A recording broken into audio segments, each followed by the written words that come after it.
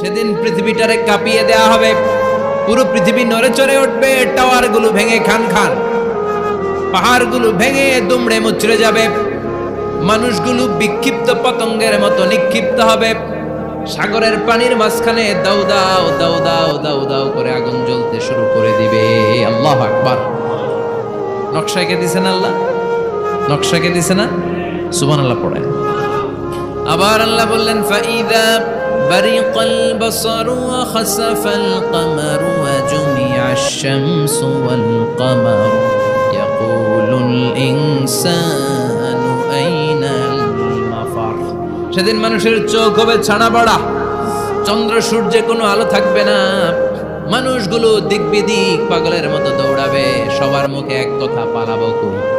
পালানোর জায়গা আছে নাকি শুধু বাংলাদেশের এই সাইডটাতেই কিয়ামত হবে, সৌদিতে আর হবে না? হ্যাঁ, আমেরিকায় কেমনে হবে? ওদিক তো ডোনাল্ড ট্রাম্প থাকে।